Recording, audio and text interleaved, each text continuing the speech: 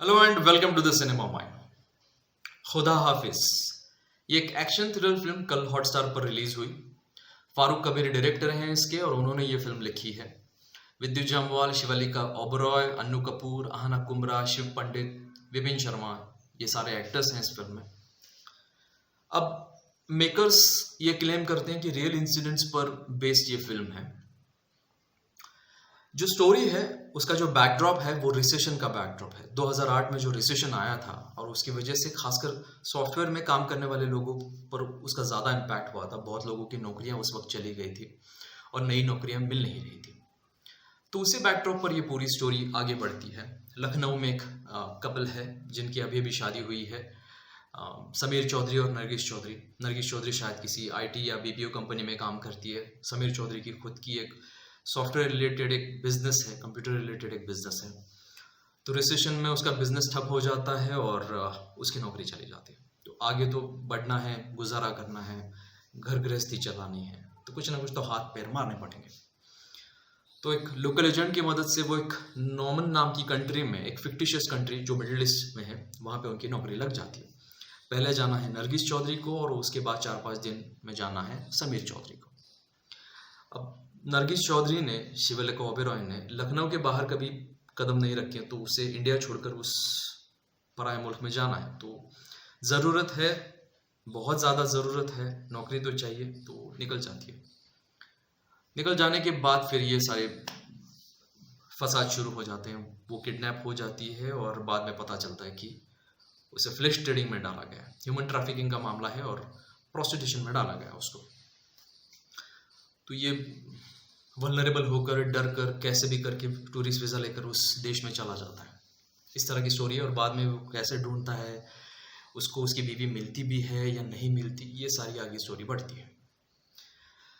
अब परफॉर्मेंस के बारे में अगर मैं बताऊं तो सबने एक्टिंग अच्छी करी है, कोई दिक्कत नहीं है। इनफैक्ट विद्युत जामवाल से मैंने उतनी कभी एक्टिंग की एक्सपेक्टेशन नहीं की। वो एक एक्शन स्टार है, उसका ज़्यादा जो प्लस पॉइंट है वो एक्शन का है।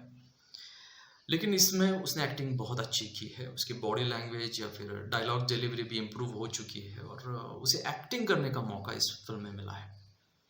अन्नू कपूर एज यूजुअल एक पठानी का रोल है, टैक्सी ड्राइवर का। उसने जो पठानी एक्सेंट में हिंदी बोली है वो कमाल की बोली है। ऐसा लगता है कि सच में वो अफगानी नेशनल है। शिव पंडित वहाँ पर एक इंस्पेक्टर का इंटरनल सिक्योरिटी वाला रोल करता है। उसने भी एक मिडिल ईस्टर्न एक्सेंट को कैच किया है। आहना कुमरा भी वैसी ही है। तो दोनों ने एक ऑथेंटिक मिडिल ईस्टर्न का रोल करने की कोशिश की है और थोड़ा बहुत वो ऑथेंटिक लगता है। ये फिल्म जो है वो टेक्निकल चीज़ों पर बहुत केयरफुली उन्होंने काम किया है। मतलब स्क्रिप्ट पर बहुत गहरे से काम किया है उन्होंने।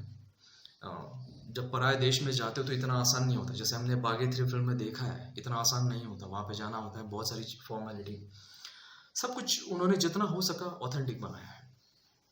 इंडियन एम्बेसी किस तरह से इन्वॉल्व होती है, ये सारी चीज़ें।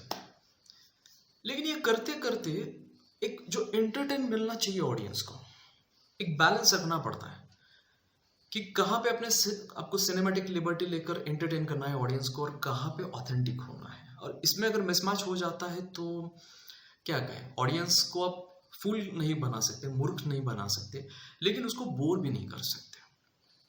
सिनेमैटिक लिबर्टी और ऑथेंटिकेशन, इस सारी चीज़ों का बैलेंस रखना चाहिए। इन्होंने ऑथेंटिकेशन पर, चीज़ें जितने नेचुरल दिखाई जा सकती, रियल दिखाई जा सकती, इस पर बराबर ध्यान दिया है। लेकिन ये करते करते कहीं एंटरटेन करना वो भूल जाते हैं। हाँ, इमोशनल बिल्कुल करते हैं, right from the beginning to end. ये फिल्म बहुत इमोशनल करती है, लेकिन बहुत ज़्यादा इमोशनल करती है।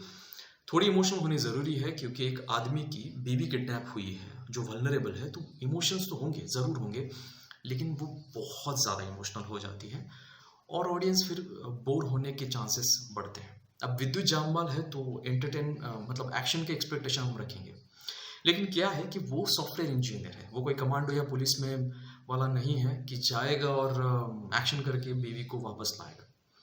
तो जितना उसे एक्शन आता है उतना वो करेगा। तो उस रोल के हिसाब से उसने जितना एक्शन किया है वो ठीक ठाक है।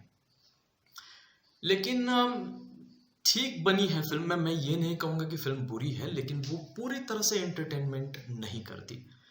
अब और सबसे बड़ी बात, ये 2.25 घंटे की फिल्म है तो इसको थोड़ा सा एडिट करके काट छाट के 1.25 घंटे का बनाया जा सकता था, लेकिन उन्होंने पता नहीं क्यों इतनी फिल्म को बढ़ाया है। 2 घंटे का तो कम से कम बना ही सकते थे, और इतना बढ़ाने के बाद भी वो एंटरटेन नहीं कर पाए। ऑथेंटिकेशन की तरफ उनका ज़्यादा ध्यान था। लिबर्टी कहीं कुछ जगहों पर ली जा सकती है, कमर्शियल फिल्म में राइट है, ले सकते हैं डायरेक्टर, लेकिन जहाँ लेनी चाहिए वहाँ पे उन्होंने नहीं ले। सबसे बड़ी लिबर्टी मतलब जो है उन्होंने ली वो कि नोमान देश में उनकी लैंग्वेज तो उन्हें आती है, साथ में हिंदी हर एक को आती है, हर एक को।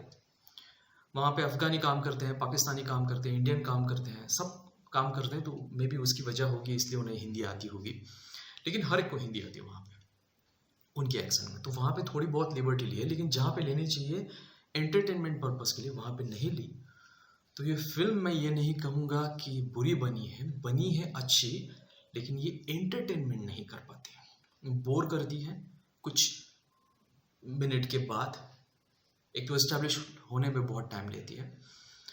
तो अगर आपको इमोशनल ड्रामा पसंद है तो आप ये फिल्म देख सकते हैं, और ज़्यादा टॉर्चर नहीं सह सकते इमोशनल तो दूर हो सकते हैं इस फिल्म से। मैं बिल्कुल नहीं कहूँगा कि ये फिल्म बुरी है, मैं इतना कहूँगा कि ये फिल्म एंटरटेनमेंट नहीं कर पाती, मुझे तो नहीं किया, बाकी अपना अपना परसेप्शन है।